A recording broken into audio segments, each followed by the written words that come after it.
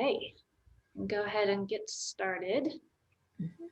All right, welcome everybody to the Cincinnati Recycling and Reuse Hub presentation as part of Earth Week activities with NKU Sustainability. Um, just a few housekeeping rules before we get started. Please keep yourself muted during the presentation. Questions can be submitted through the Q&A box and we will address them afterwards. After the presentation, participants can unmute themselves and raise their hand this way, or probably via the participants virtual hand raise would be easier for us to see. And you can ask your question in person if that's preferable. Slides of this presentation will be posted to the NKU website, sustainability website after the presentation. And I want to thank everybody for joining us today. So I will now introduce Colleen McSwiggan, the Managing Director of the Cincinnati Recycling and Reuse Hub. She graduated from Miami University, the BA in microbiology, but she currently works as a chemistry lab manager at Mount St. Joseph University.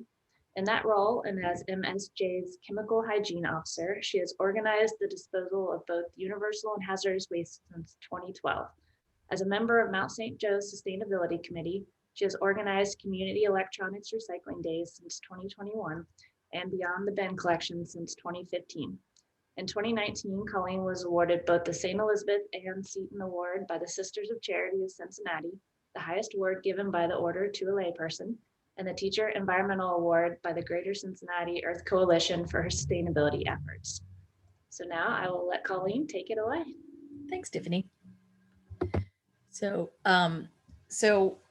I'm assuming that you have all at least heard of the Hub now, but if not, so we are a new nonprofit. We officially formed last year, but because of COVID and just because we had a lot going on, we just officially opened our doors this past April 1st. And there's been a lot going on already. So I'll fill you in on that in a little bit. So this is just about new ways to increase recycling and reuse in the greater Cincinnati area. And many of you are probably familiar with the just regular recycling bins that either RUFKE, or I'm not sure if in Northern Kentucky, if it's another company or not, but that you can actually have at your curb, or that some townships or some villages and things have that you can drop off recyclables in. We are trying to kind of fill a gap basically between what can go in the recycling bin and then what would have to go to trash. Sort of one of the reasons we're doing this, there is a 2018 Green Cincinnati plan, and that is designed to reduce Cincinnati's carbon emissions by 80% by 2050. And actually, I just heard an update yesterday, I think it was, on NPR for one of the local stations that Ollie Kroner from the Office of Environment and Sustainability said that we are well on our way. I can't remember which the areas were, but one was a 30-something% reduction already, and I think one was an 18% reduction. So we are well on our way for that. The Green Cincinnati plan, though, has 8 different areas that are being worked on. And sort of the hope is that by working on all of these individual areas that we will reach that 80% reduction. So you can see all of the different areas: built environment, education, et cetera, et cetera, et cetera. And then the bottom one is waste. And there are 10 different strategies for each of these areas, but waste strategy number 5 particularly refers to us. The idea was to create recycling and reuse outlets to recycle items that cannot be accepted by the curbside program. We kind of took this from a different angle. We did it before we even really knew that there was a waste strategy number 5. But we realized that there were already few recycling and reuse outlets available. So places that things could go, but that there was no easy way for things to get to them.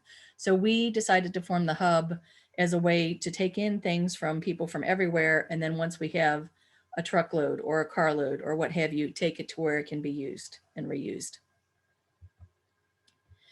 Our mission is to revolutionize how people think about things and to provide a place where almost anything can be recycled or reused. As far as thinking about things, we want people to understand the full life cycle of an object. We want people to understand if they buy something, say on vacation, they buy a souvenir, just to remember that vacation. It will probably sit on their shelf for anywhere from a couple years to maybe a couple decades. And then if it's plastic, it will go in the trash. and then it will sit there for another 1,000 years. And we want people to think for a second, is it really worth having that sitting on your shelf that maybe you look at a couple times a year and maybe think, oh, I remember that was a good vacation. Or is it maybe a better idea to just say, hey, I remember that vacation and not have something sitting on your shelf as a remembrance of it? And our whole goal for why are we doing this is to help mitigate the effects of climate change by increasing recycling, reuse, and landfill diversion rates in the greater Cincinnati area. Um, Lots of research has already shown that the effects of climate change hurt communities of color and hurt vulnerable communities more than more affluent communities. So to us, it's not just an environmental issue. This is also a social justice issue.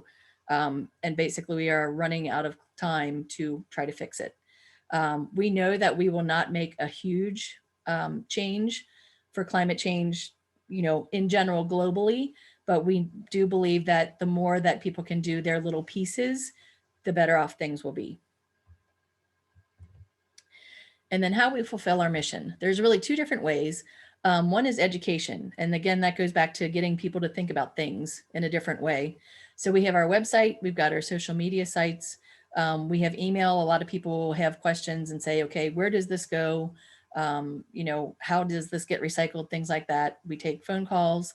And then we also do promotions from other organizations around the region and around the world, where if we see something, we'll say, hey, did you guys know that this is the way that, say, RUFKE does, something. For instance, when they had just their number 5 tubs came out, I think it was beginning of this year, end of last year, that they could now take those in the recycling. We made sure that we blasted that out, because the more people know, the more that RUFKE can take and the less that we get in. And then eventually we want to provide education programs at the hub, and then we have some online as well. Just because we've kind of found through COVID that maybe people can show up a little bit easier if it's online. But right now we're really focusing on our other areas, which is collections and connections. So our collections are both drop-off events and then drop-offs during regular business hours. The events are mainly electronics at this point, where people will come. We're actually having one this Saturday from 10 to 2, and we have a truck come in from an electronics recycler outside of Indianapolis, who I'll get into a little bit more later. And basically people just come through the line, drop off stuff. They have to pay for it because we do have fees that we have to pay for hazardous waste disposal, and then just some transportation costs. And then people drop it off and then just kind of go on their merry way. The drop-offs during our regular business hours are kind of for the everything else. So we can take electronics during our regular business hours, but a lot of what we take in during those hours is plastics, just huge amounts of plastics. And then I'll get into where those go in a little bit as well. And then as far as the connections part, we want to refer people to other organizations. If they have a whole truckload of something, we don't really have room for that in our warehouse. So we can say, okay, this can all go to Goodwill. Or somebody actually called today and left a message, and we're trying to find a place to get rid of some really big bolts of industrial felt. And we're trying to see if anybody can use that, and we can say, okay, take it to wherever. And then the other thing is just trying to find new outlets for items. So people have said in the past, hey, I've got some sports trophies. I don't know what to do with them. Can you find some place to take these?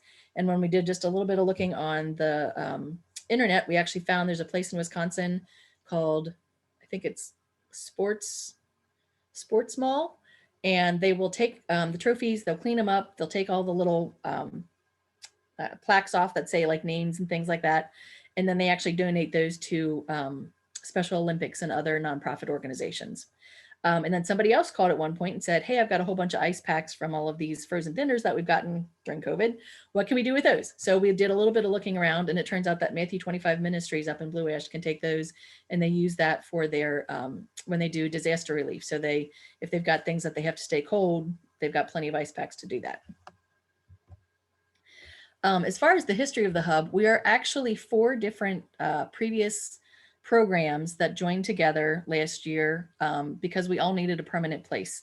The first one in the upper left-hand corner there is Carpet Scraps, and that's actually from Zero Landfill Cincinnati. And the co-founder of the hub, who I think is on this call, I saw her earlier, Carrie Harms, that is her program. And she would take carpet samples and wallpaper books and tile samples things that you could get from architectural firms and design firms, and they wouldn't have any other place to go with them. So previously, once a year, she would take all of those things in during a month, kind of over course of 3 weeks. And then the course of another 3 weeks, people would come and take them away. So she had Girl Scout troops coming to take wallpaper books, and they would make them into sit-upons. There was a veterinarian somewhere, I think outside of Dayton, who just took a whole bunch of tile and tiled his floor with all these random colors. And it looked really cool for his entire vet practice. The second program on the upper right picture there is TerraCycle from Pleasant Ridge Montessori, and they would collect plastic packaging mostly. So that's actually, I think, the applesauce kind of squeezy packs. And then they would send them to TerraCycle, and then they get a certain amount of money for each pound of items that they send back to TerraCycle. Now, TerraCycle is a for-profit company. You may have heard of them. They actually have the zero waste boxes that you can buy that are very, very expensive. But if you can ship it to them, they actually pay for all of the shipping just in your own boxes. You don't have to buy a zero waste box to participate in TerraCycle. But part of our idea for why we wanted TerraCycle at the hub is that there would be so many more things that we could take beyond just the 1 or 2 things that Erin, who had been in charge at Pleasant Ridge Montessori, could take, because she just stored everything in her basement, and her basement is only so big. So we wanted to be able to expand the amount and then also the types of items. The picture on the bottom left is from one of the electronics recycling events that I did as part of Mount St. Joe's Sustainability Committee. That's actually at Oak Hills High School. And I don't think that's the biggest event we did, but I think that was the second biggest. And my light bulb moment literally came in the middle of one of those when I think it was April of 2019. And we had 764 cars through the line in 3.5 hours. We filled 5 semi-trailers, and there were still 150 people in line. And I just had to say, I'm so sorry, we can't take your stuff. And I tried to say, you can go to Best Buy, you can go to Staples, but the people that had, a huge big screen TV, there was nowhere to take it on a Saturday afternoon at 2:00. And I just felt awful. And I thought, okay, there's got to be a better way we can do this so that we've got some room for whatever doesn't fit in, we can still take and put it somewhere. And the only somewhere that I could come up with was a warehouse. The last thing is for the light bulbs there is what we called our Beyond the Bin recycling at Mount St. Joe. And that was something that I started in, I think it was 2015. Might have been 2017. It's a little vague. But that actually came from an idea that another local church had done, where they would collect kind of oddball things like corks and dried pens and markers and eyeglasses and shoes. And then they would collect those one time a month, and then they would take those to another different organization. So at the Mount, we collected school supplies that we took to Crayons to Computers. We took shoes that went to Souls for Souls. We collected denim that we shipped to Blue Jeans Go Green, and then a host of other things. And kind of the idea of all of these things together was we can expand the amount of things that we can collect. We can make it a little bit more efficient because we've got a place to store it, and we don't have to kind of keep scrambling like, okay, where do I put this until I have enough to ship, things like that. And over the course of all of these previous temporary events, we recycled 465 tons. And that's from 2008, from when Zero Landfill started, to 2019, since we didn't really have much in 2020. And you can probably guess why. But our goal is actually within the next 5 years to almost double that. We believe that we'll be able to collect 850 tons of items in the next 5 years at the hub. So this is where we are. We were very happy to get this space. We have 20,000 square feet. It is on the 4th floor, which is what is highlighted there. So it's not totally ideal. We have 2 different freight elevators to get everything up and down, but it's been pretty functional so far. So we have, this is actually the front of the building on Evans Street. If you come to the hub, you actually have to come in from the back to drop things off. And then we take them upstairs. We are actually going to kind of change how we're doing things just a little bit starting this week, where we will have big Gaylord boxes, and those are like the ones that sit on top of pallets in the first floor, and people will drop off kind of what they've got there to kind of do the sorting before it gets upstairs. And we're hoping that'll kind of keep things a little bit more organized, just because we've had a lot come in, and because of COVID, we haven't had a lot of volunteers up there. So we're hoping that process change will make a little bit of a difference. So if you do come to the hub to drop something off, expect to kind of wait maybe about 20 minutes so that you can sort your own stuff downstairs. As I could kind of see from the outside where it said mattresses, that is what the original use of the building was. I think it was built in 1910. So it's got some very cool features. Lots of big old wood beams. You can see the freight elevator there in the bottom where you have to slide both of the gates up to be able to get in. And then just a cool old elevator. And you actually have to hold the button up or down depending on where you're going. Some of us are better than others. And I'm not one of the ones who is so good at landing right, keeping the bottom of the elevator even with where you're coming out, but we're getting better, let's just say. And then just kind of in our space area, we just have a whole bunch of shelves set up in half of the area. And that's where our zero landfill and our TerraCycle and Beyond the Bin collections go. And then the other half, which is that picture up on the upper left, that is where all of our electronics and plastics are. So in that whole space, on the left is all of our electronics, and on the right is where all of our plastics are. And as far as what we take, I won't read this whole list because there's a lot. This is actually cut back a little bit from what we originally hoped that we could take. But we had so many art supplies come in, and just so many things that could have just gone straight to Goodwill, or large quantities of things that we kind of said, okay, what are the bare minimum? This is what we can definitely handle. This is what we've got the space for. The biggest things, again, are the electronics and then the plastics. But then there's kind of other miscellaneous packaging kind of things. And a lot of that the smaller things can go to TerraCycle. But then there are some things like eyeglasses we'll take to one site, which is at Lens Crafters. And I'll kind of get into a little bit more specifics of that in a second here. This is where they go. Everything above the line is a nonprofit. Everything below the line is a for-profit business. So Recycle Force is our electronics recycler. They're actually out of Indianapolis. As I said, they are a nonprofit. Even though they do recycling, though, their mission is not recycling. Their mission is to get people who were previously incarcerated to get job training, to get them a clean job history, or a study job history, I should say, and then get them kind of back on their feet so that they can kind of go out and rebuild their lives. It's been kind of cool since I've been working with them since 2012 at Mount St. Joe.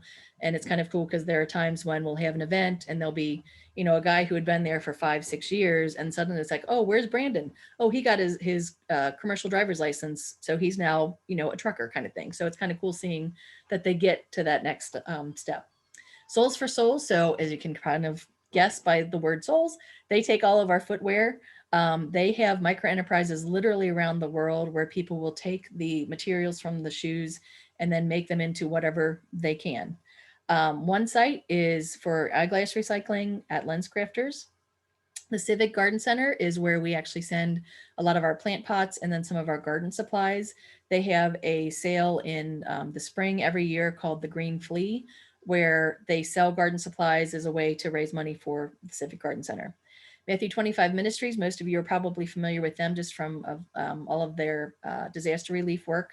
So they're up in Blue Ash, and they take empty pill bottles, and we take medical supplies to them. So crutches, canes, trying to think, there was a whole bunch of other stuff that we just literally loaded it up today and it's gone from my head. Oh wait, boots, if you had a sprained ankle kind of thing. Kind of things like that, let's just say. The Imago, which is in Price Hill, don't know how familiar you are with them. So that's a smaller organization, but I kind of know them just because they're on the west side. But they have a thing now called the Queen City Thingery. So it's a library of things where they've got rakes and hose and coolers and pop-up tents and things like that, where if it's something that you might need for a day or for maybe a week, you can rent it. But you don't have to own it, and then you don't have to find a place to store it and all of that kind of good stuff. So we take some tools and actually, we just took a cooler over to them so that they've got stuff there that they can rent out as part of their thingery. Cincinnati Tool Bank is much the same kind of thing, where they have pallet jacks, and they've got hammers, and they've got work gloves and things like that. So if a nonprofit is doing a tree planting somewhere, they can get all of that. Or if Habitat for Humanity has a build somewhere, that they can get the tools that they need, but they only have to rent them for that weekend. Recork is a nonprofit, and basically they'll take all corks from wine bottles, or if you've got like the cork shoes, they can take those too, and they kind of chop everything up and then make them either into new corks or then into other products like cork board, for push pins and things like that. The Cincinnati Permaculture Institute, they also get some of our gardening things, a lot of our plant pots, because they're they need a place to kind of start all of their smaller plants somewhere until they grow big enough to go outside. The Crayon Initiative takes all of the crayons, and that's something where we do have to ship it to them.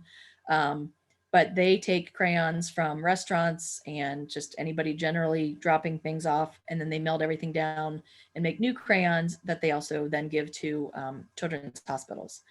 Blue Jeans Go Green, this is actually one of my favorite nonprofits, just because I think it's such a cool thing.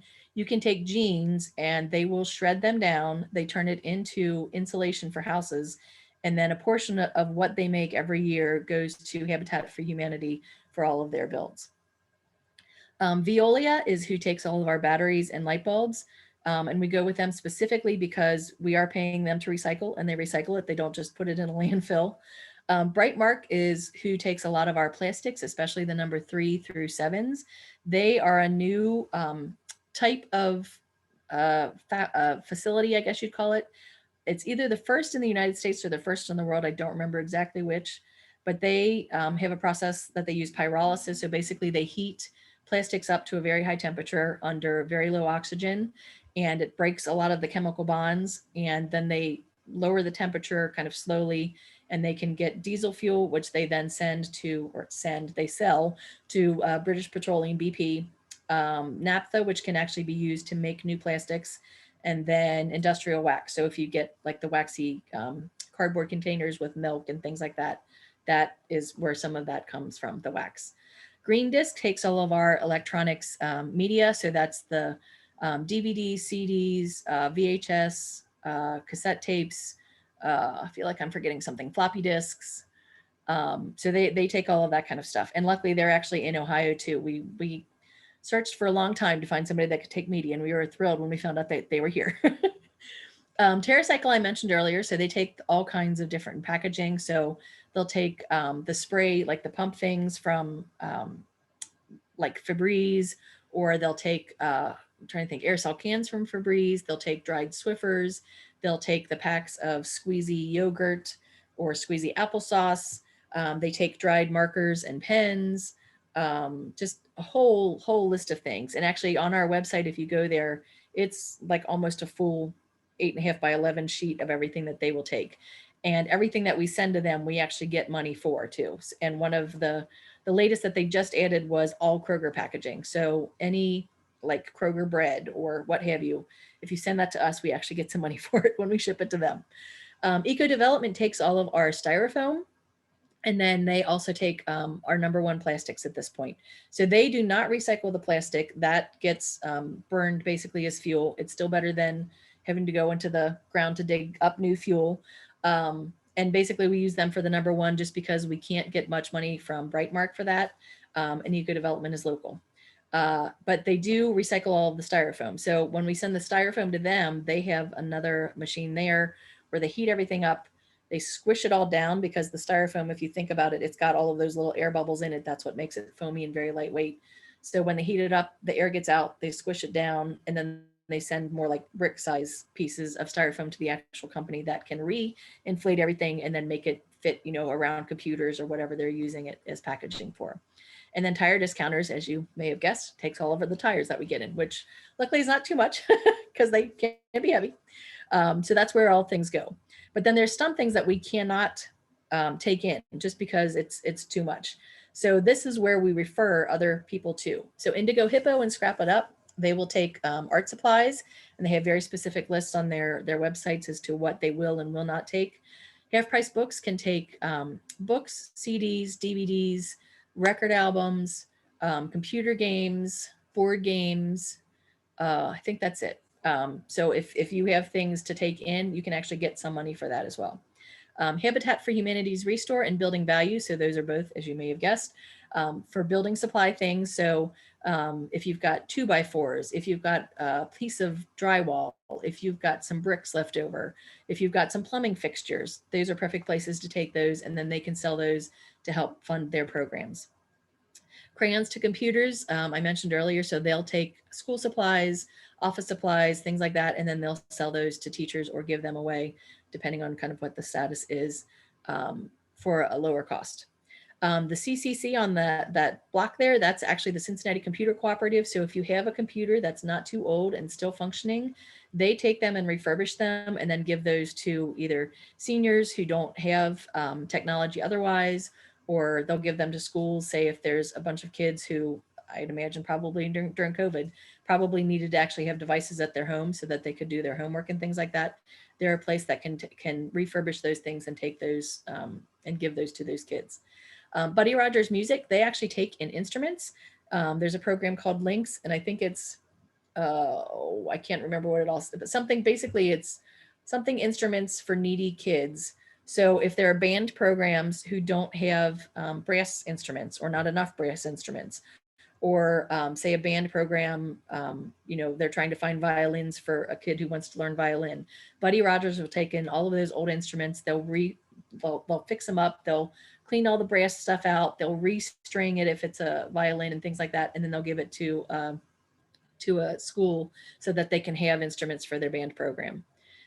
Goodwill in St. Vincent de Paul, probably most of you are familiar with that. So they take in kind of all the household goods that are kind of a mishmash of things, where it could be pots and pans and mugs and linens and clothing and things like that. So they're kind of the general outlet of things. The Civic Garden Center, again, there are things that are bigger than what we can take that they can use. So somebody basically said, hey, I've got a wheelbarrow.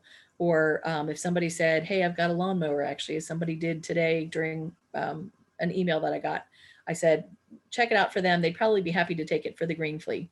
And then Matthew 25 Ministries. So if people have latex paint, we took that for a little bit, and then we very quickly realized people have a lot of latex paint. So now we just say, just take it to them. The Better Bin Compost Company. So the person who actually runs that is one of our board members. So if you've got compost, then that's someplace that you can call her. You can also call the Civic Garden Center. They also have education programs so that you can learn how to compost at home as well. The Ohio Alley Cat Resource. So they are a spay and neuter clinic for, as you can see, kind of feral cats and things like that. And we took in originally textiles, so carpet, sheets, towels, and pillowcases that they could use. But again, we got so much of it that it just got to be too much. So now if you've got a bunch of that stuff, we say call or and they'll take care of it. St. Jude Research Children's Hospital, or sorry, St. Jude Children's Research Hospital, they actually take in greeting cards that haven't been used and that have been used. And the kids there will take them and make them into new cards that St. Jude's then sells as a fundraiser. Cohen is who we send some people to if they've got bigger electronics and their local ACT. ACT is, I think, American Concrete. Can't remember what the T is, but they are concrete recycling. They're actually over in Harrison. And if you've got chunks of concrete in your garden or what have you, you can take it to them and there's a big pile. You can just throw it on and then as they need it, they chop it up and make new. Miami Town Auto Parts is where we recommend for metal kind of stuff. And then also environmental enterprises, and they take hazardous waste. So if you've got something that's not latex paint, something that's a pesticide, something that's Freon or something that's bleach, things like that can all go to them. And then local pharmacies or police stations, and those are places that you can take pills. So if you've got, like maybe you didn't take all of the antibiotics like you were supposed to, you can take it to a lot of police stations or local pharmacies have places that are drop boxes to get rid of things. How we are funded. So we are a nonprofit. We are 100% volunteer at this point. We hope in the future hopefully next year to be able to actually start paying people, because we do a lot, let's just say, and our board has a lot on our plates. But so far we've gotten a couple of grants. We got a grant for Hamilton County Recycling and Solid Waste District for our electronics recycling this year. So they paid for a lot of the supplies for that, and then some of the equipment for that too. So like our pallet jack that moves around the big pallets, they paid for that. Sustainable Cincy, that was actually a business accelerator that we were in late last year, and we got I think it was $2,500 from them, and they were just a huge help too as well. Not beyond just the money, that was a lot of just helping us kind of work through all of the details of kind of finalizing our business plan and making the connections to a lot of the other organizations in the area. So that was just fantastic help. We do take a lot of donations. We can take donations on our website, but then we also take them in person when people are dropping off other things. We just say, hey, could you throw in an extra $10 or what have you? Because that helps us a lot. And then we're also working on sponsorships right now. Still waiting for our first official sponsor, but we're hopeful. And then our program fees. So as I kind of mentioned earlier, we do charge for electronics. We do charge for tires. We charge for universal waste. So that's the batteries, light bulbs, smoke detectors, lighting ballasts. And that covers just about enough basically for our rent and not any of the other fees that kind of we have to deal with along the way when we're talking about needing bags to ship plastics and things like that, or any transportation as well. So if you are able to volunteer, that is one of our big asks, to be honest. The more volunteers that we have, the easier the hub is going to be running, basically. You can volunteer for one of our events. So again, we've got an event coming up this Saturday. And that's going to be a lot of just getting things out of cars and putting it in boxes, but you can also help during our regular operating hours. So that is, again, getting things out of cars, but not usually heavy things, because a lot of that is plastic. But then we also need a lot of sorters too. So if we get bags of things in, you know, there might be a couple things that go to one TerraCycle place and a couple things that go to another TerraCycle shelf, and literally just need somebody to go through it and say, okay, this goes here, this goes here. You can also help us by bringing items to us for recycling or reuse, especially the TerraCycle items. As I mentioned, we get money for that when we ship those out. And then any electronics, that gives us a little bit of a fee to help kind of cover some of our costs. You can also just make a monetary donation, as I said, on our website or in person if you come to drop things off. But then you can also just help spread the word about what we're doing. We've had a lot of word of mouth help, just people talking literally amongst friends and saying, oh, by the way, I'm going to take this to the hub. And somebody says, okay, what are you taking to them? And then that first person, you know, goes through the list. And then the second's like, oh, I didn't know you could recycle that. Actually, we just found out this past weekend that our landlord did not realize that we were taking styrofoam for recycling. And there's another company above us who does a lot of furniture, and they have a lot of styrofoam. So we just kind of put those two pieces together this week. And then also social media. So if you see a post of ours on, say, your Facebook feed or something like that, if you can share that and help get the word out, the more that people hear about us, the more successful we'll be. And then the more successful that the nonprofits that we help will be as well. And then just as in general, the better the world will be, because the more that we can keep out of the landfill, the more we're sending for recycling, the more we're sending for reuse, the less that we will have to worry about climate change, even though it's just, again, small bits right now, but all of those small bits together can collectively make a huge change. And then just last is just all of our contact information. Again, I think Tiffany said that she would have these slides on, I guess, their website somewhere, so you can get all of that. You don't have to very quickly scribble everything down. So that's kind of it. So if there are any questions, I'd be happy to help and go back if there's anybody who has any questions specifically on any of the slides. Thanks, Colleen. Can you leave that up for people so they can note them? Great. Something you mentioned during the presentation that has come up a lot during the RUFKE presentations that I've hosted on recycling is RUFKE has a huge problem with people sending VHS and cassette tapes through the normal recycling. Yep. And this is a problem for them because it they all get caught in the machine and they spool out, and then they cause the machines to jam. Yeah. So I've been trying to help them spread the word, like, do not put VHS or cassette tapes in your regular recycling. So now we know you can take them to CRRH and they will recycle them. Exactly. So I'm glad that you mentioned that. Yeah, and that's really one of the reasons that we did. So we actually ship those at our cost. It costs about $1,000 to ship 4 pallets at a time. But it's one of those things where there is no other place in the city that we have found that can take them. So we kind of said, well, then I think it's us. Yeah. So Yeah, that's great. We do have some questions in the chat, so we'll go ahead and go to those. Jim Benton asked, farmers have a lot of plastic film that they use to wrap bales of hay. Would you be able to place a drop-off dumpster in a rural area, or must all material be brought to your warehouse? so that might be something in the future, but right now we just can't accommodate that. But yeah, we want to be kind of the resource where, so maybe it wouldn't be necessarily that we would take care of it. We could connect somebody to the plastics recycler, and the plastics recycler might be able to have a dumpster out there to do that. So Jim, if you send me an email at the mcswiggy1@gmail.com, we can try to work something out. Yeah, and encourage any of the farmers to reach out to Colleen. She can put them in the right direction. Yep. Great. Let's see, from Rachel, what about building materials? Like when people want new carpet, can the old be recycled? So it can be, but we cannot take that. There actually are, if you look on, and this is one where we don't have a list of specifics right now, but there are a handful of carpet recyclers in Cincinnati. There's one actually in Evendale, across from where we were going to try to get a warehouse, but that was way out of our price range. So there's one, I can't remember, it begins with an M, and they are off of Glendale Milford Road on, I think, Evendale Drive. So if you search carpet recycler Evendale, it should come up. And they can take both the padding and the actual carpet. And I think on Hamilton County Recycling and Waste website, you can do searches for individual items on Yes, where you you can can. recycle them as Yep, well. you Right? can. Yeah. And then that would be, so also she asked about floorboards, doors, nails, etc. So builder supply and the reuse. Yeah, building value and then the resale. Yeah. And that's if they're still in like decent condition. If they're not in decent condition, sometimes things just have to go in the trash, but it's one of those things, if you can get the nails out, those can be recycled.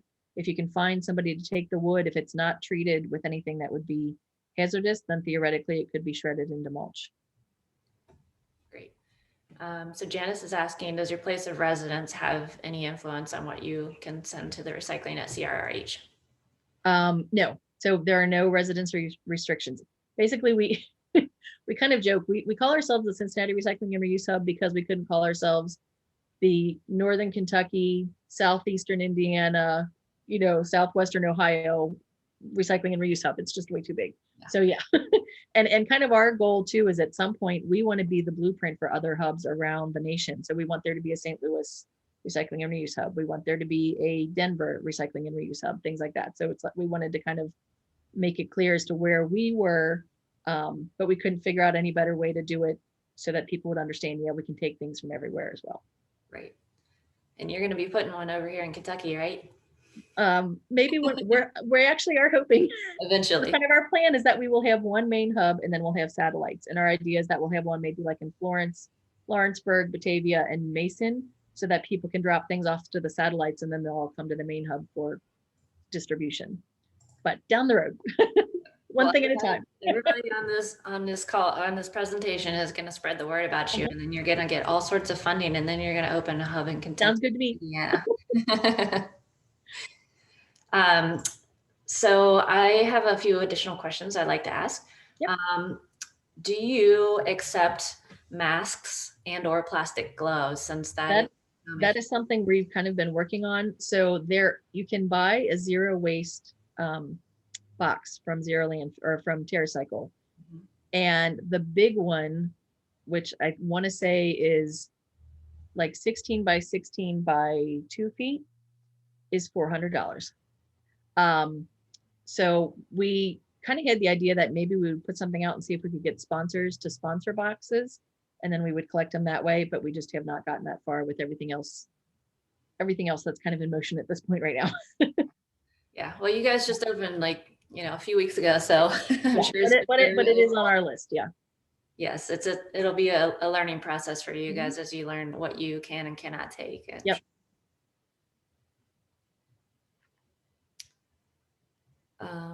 Compatible bags. Oh, it was maybe Compostable. Okay, I was wondering. I was like, do you mean compostable bags? So, I mean, from my research, compostable bags are not recyclable with traditional bags because of the material they're made of. Correct. They are specifically meant to go either in the ground with your regular trash, or if you're putting food scraps in them, they can be sent to a company like Local Bin or Go Zero, or the Yeah, a lot of those are actually made from cellulose, not from actual plastic. yes. And that, I think that's a huge point of confusion for people. It's great that they're compostable bags, but now it's making things more confusing. Yeah. Well, and then to add to that too, then you've got things like compostable drink cups and things like that. And those, even though they say they're compostable, you can't throw that in your compost. It will still sit there forever. But that's something, if you send it to a specific composter, Mhm. basically they have to heat it up and then it will get to the point where it can break down, but you can't just throw that in your Right. backyard compost heap. Yep. Maybe someday. Yep. So if one wanted to volunteer, should they contact you? Can they go on the website? If they How go would on our website, you can actually sign up there. So we've got Sign Up Geniuses. You can volunteer for as little as an hour during our actual open hours, plus a little bit before, a little bit after, depending on what the day is. And then for our events, again, it's during the actual event. But you can kind of say, okay, I want to do just sorting, or I want to do just unloading cars, things like that. We try to make it to fit the volunteer, let's say, for what you're up for, because we don't want to say you're going to be unloading, giant TVs from cars for 4 hours when you're just like, I thought I was going to do like office work. Yeah. So just kind of sign up on our website. And if you do have any questions, we do have a volunteer coordinator, and she's more than happy to answer any questions you've got.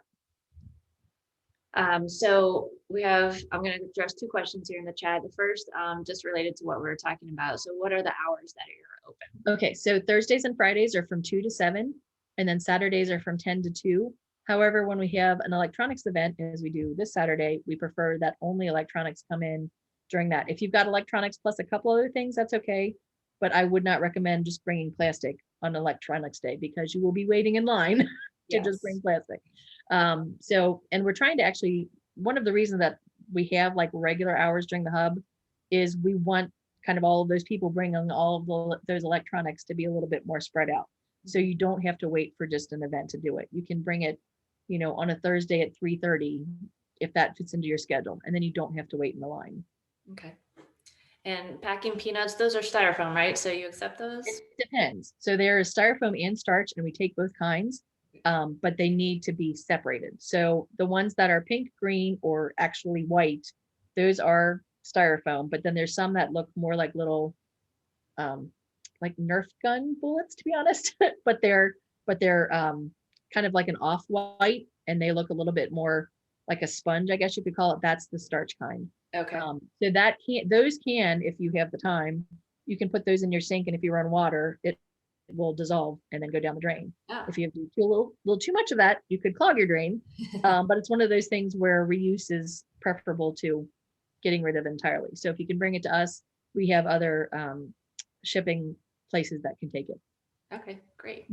See, they even make recycling styrofoam complicated. Yep. So if somebody has just a partial roll of carpet, or just small items, maybe just a couple light bulbs or this or that, can they still drop off small quantities of items? Yeah. So we can't take the carpet anymore, because again, that just got to be too much for us. So if you call the Ohio Alley Cat resource for that. But yeah, if you've just got, a small box of light bulbs, you can come. There is a fee for the light bulbs. I think it's $1 a bulb, unless you've got sort of more complicated bulbs. And that's just because we have to pay a fee for the recycler. But yeah, if you've got a couple things, we can take it. If you have a whole carload, we can take it as well. So Marianne asked an interesting question. I don't know about whether or not we can assure Staples is properly recycling their items, but as far as CRRH, have you guys vetted your purchasers and to make Yeah. sure that they are actually properly recycling what they say? Yeah. So I've been up to the Recycle Force facility, and they take everything apart. They never plug anything in. So they are certified as well. They have R2 and reuse certification, which is the highest certification you can get for electronics recycling. They take everything apart. They, like if it's computers, they take the cover off, they take all the little cards out, and that goes in a box. That box goes over to a big conveyor belt. Everything falls into a big hopper, and everything comes out in tiny little pieces. And then when they've got everything coming out, it goes to metals, glass, and plastic. And then all of those go to recyclers here in the United States. So the metals go to smelters, the glass goes to a glass recycler, the plastics go to actually Brightmark, because that's where we've got the connection with Brightmark from. So that reminds me, I get a lot of questions about, why RUFKE can't take everything, basically. Yeah. Yeah. So just to inform our audience here, RUFKE takes what they take because, for one, they have the machinery, which is often very expensive to sort these particular items, such as your bottles and jugs, your tubs now, your cardboard, your aluminum cans. But they don't take stuff like random scrap metal and certain types of plastic, like the clamshell plastics, because they don't have a third-party purchaser for those items, at least not currently. Or not one that they can make enough money off of. Right, exactly. So CRRH is really like fitting that need where people buy berries and they get the clamshells or whatever other food comes in clamshells. And so maybe it's not a lot of our recycling, but it is, it adds up over time. So it's great that you guys can meet the need for those types of items that RUFKE. Well, and part of it, we want to start the circular economy where there is no, landfilling at the end of anything. We want, and we kind of feel like it's a chicken and an egg kind of thing. Like there aren't people that are going to invest in plastics recycling if they don't think that they can get plastics to recycle. And then people won't recycle plastics if there's no place to put them. So we're kind of like, well, then let's collect the plastics and then find places to go with them. And then I'm hoping that the idea of Brightmark will catch on, and then more people will start being able to take plastics, including places like RUFKE, because there will be more value in them. Yes, that's great. You might start a revolution, and RUFKE We're will hoping. take everything. We're hoping. So someone asked about plastic bags. Do you guys take plastic bags for recycling? So we can, but it's one of those things. If it's like the Kroger bags, take them to Kroger if you can.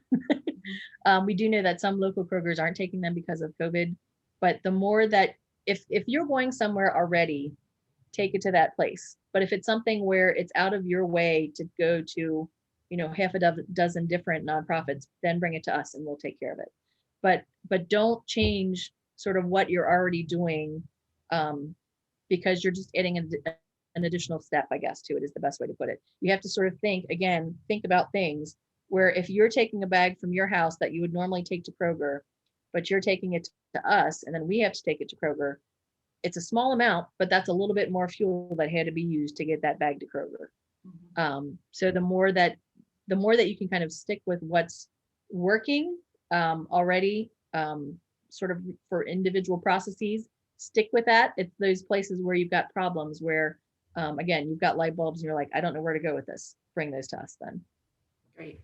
Yeah, and I know when I go to pick up, do a pickup at Kroger, they say they're not accepting plastic bags, but then when you walk in the front door, there's the plastic bag bin. So it's always worth just double checking if the places are accepting the bags, because I think. And then there's some bags that they will not take, but a lot of them they will.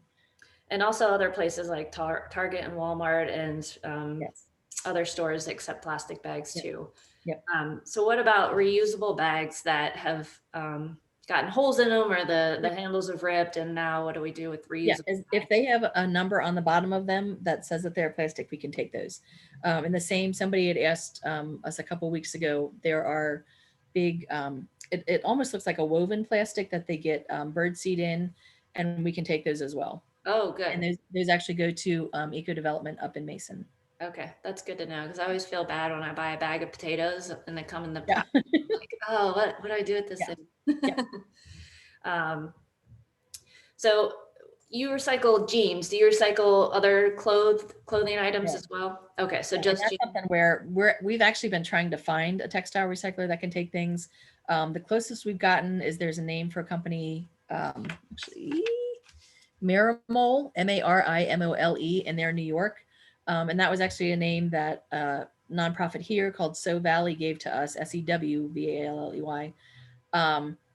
But we don't want to have to send them to New York if we can avoid that. Yeah. So we're trying to find somewhere local that can do that. So right now, really the best bet is just like St. Vincent de Paul and Goodwill, because they sell things in bulk. But we're trying to find They're still, somewhere, closer here that we could actually send for recycling. yeah, because somebody had also made a comment about cloth reusable bags, so maybe that could fall in with the clothing as well when you find a provider or a purchaser. Yep. Should we separate our plastics according to number? Yes, that helps us because different numbers go. So as I mentioned earlier, Eco Development takes our number ones just because we can't get much from those from Brightmark. And then Brightmark takes, they'll take the 2s through 7s, but 3 through 7s is really the ones that they prefer because they're denser plastic. So they can actually get more of the diesel fuel and the naphtha and the industrial wax out of them. So yeah, so the more that you guys set, or the more that people sort ahead of time, the easier it is for us at the hub. Okay, great. And we are all volunteer, so. I need more volunteers. Yeah. Word. I think we've covered all of the questions in the chat. Okay. If anybody has any last minute questions, or if they want to unmute themselves and chime in, feel free. I'll stop sharing too so I can actually see Yeah, sure. faces now. So this has been great. We've had some great conversation today. This is my area of expertise, sustainability related initiatives, but I definitely learned something today. So this is why I love doing these things. There's always so much to learn. You guys are doing a wonderful job, and I look forward to seeing you grow and to helping you open a hub in Kentucky and Indiana and so yeah, Marianne, do you have a question? Oh, you're on mute.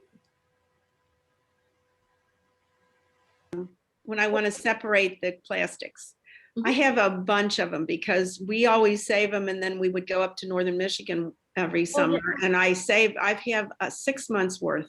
Oh my gosh. It's a tremendous amount because you can't leave the store without buying everything in plastic. It's just almost impossible. Yeah. So if I separated my 1s from my 2s from my 3 to 7, is that good enough? Yep. Okay, so the 3 to 7.